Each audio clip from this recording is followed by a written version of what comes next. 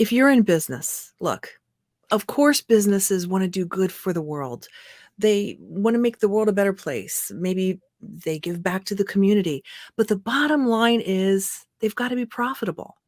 We're going to be speaking with a very important author. His name is Paul Austin Butler. He's written a book called Business Financial Intelligence, a mindset and skill set few people have and all organizations need.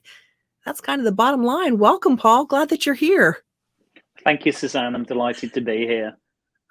Paul, without, um, you know, financial health of an organization, there is no business. There is no organization to do all the other good things that you might want to do, right?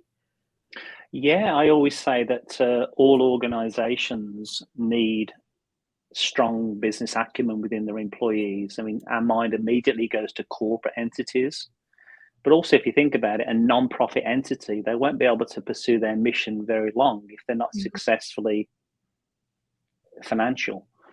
And likewise, you think about educational entities, both private and public, they need to have more income than their expenses, higher assets than their liabilities. So this is a skill set and a mindset that's vitally important to all organizations. I often say that all businesses, all organizations are the same inside. Whether they're nonprofit, they're ministry, for profit, they need to make more than what they spend. Exactly, yeah, exactly. Paul, why don't we start off by sharing about what the overall message is of your book? Yes, certainly. So I wrote it primarily with employees in mind, although of course it can be highly valuable for entrepreneurs as well. And the reason why I focus primarily on it from an employee perspective is that an employee can make an even greater contribution. They can become a really good leader within their organization. They Mhm. could go to the highest high of their organization, break through that proverbial glass ceiling, that C suite that we often hear about. They can even traverse departments and traverse the globe because one of the wonderful things about finance, and I did say wonderful and finance in the same sentence, Yes, I heard is that. is it's really a universal language. All that changes is the accents and the spelling.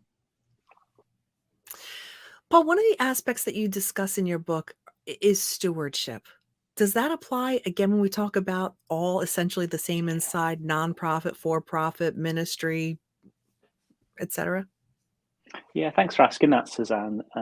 All of our programs within New Leaf Training and Development are based upon principles.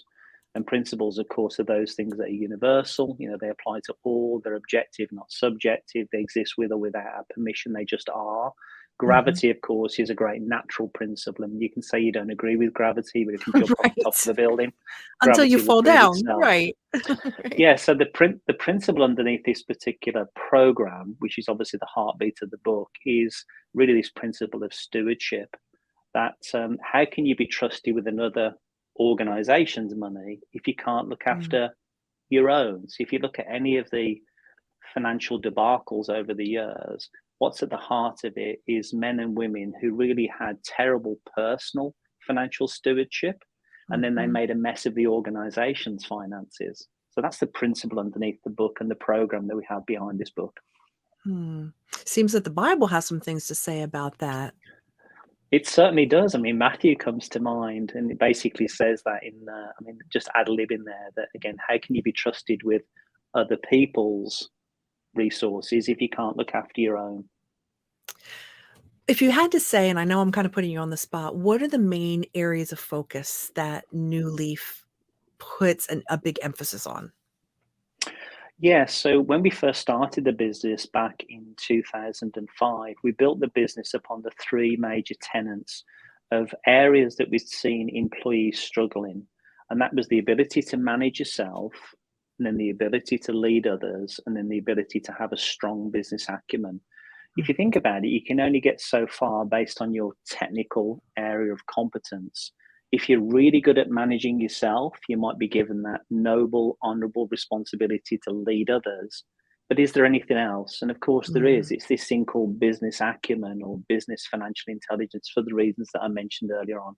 So they're really the three main pillars that all of our work is based upon.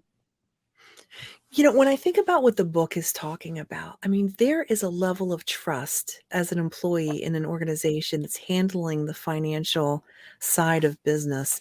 Um, that when that trust is broken, it's so much Mm. more than just whether it's intentional or not intentional. There's so much more that's broken in a business than the financial problems that happen. Could you talk about that? Yeah, certainly. I'm a simple guy from simple Middle England, like simple ways of looking at complex issues. And I often say that trust is really two sides of a coin: character and competence. Character is who you are, competence is what you do.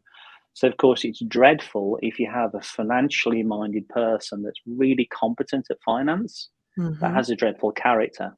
Now, on the other side of the coin, you don't want someone that's just a really nice person, but doesn't know what they're doing, say, financially within the organization. So, we need both sides of the coin: character and competence.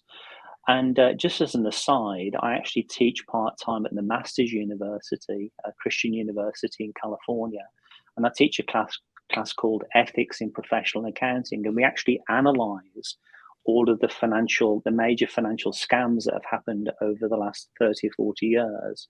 And one of the things that we find quite consistent through all of those cases is really a lack of character. Very competent Hmm. individuals, but a lack of character.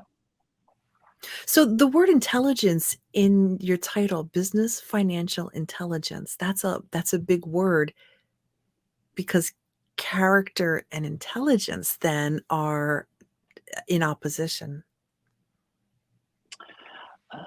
Yeah, I can see why you would ask that question. The reason why we intentionally use the word intelligence within the book title and within the program that we have as one of our staff training programs in this area is because we're really endeavoring to encourage employees to think like business owners. I mean, can you imagine a Mm. business where everyone Oh. working in the business is Mhm. working as if they own the business? Imagine what that would do to income and expenses and assets and liabilities. So it's really trying to give employees a paradigm shift to think about, well, would I do this if it was my own money? That's the intelligence side of it. You just gave me a paradigm shift. That is taking a 40,000-foot look. So it's so much more than the actual skills of being a business financially intelligent. It's thinking on a higher level, and incorporating all the aspects of it. That's brilliant. That's just really amazing. Do you have any stories, anything, just a quick success story, that's come out of the book or, someone that you've worked with? Yes, I mean, obviously, it would be appropriate to name the specific Sure. clients that we Right. work with on this. But one of the organizations that comes to mind that has really embraced this program is an organization where we actually do earnings call debriefs for them. They're a large publicly traded company, about a $37 billion a year annual turnover.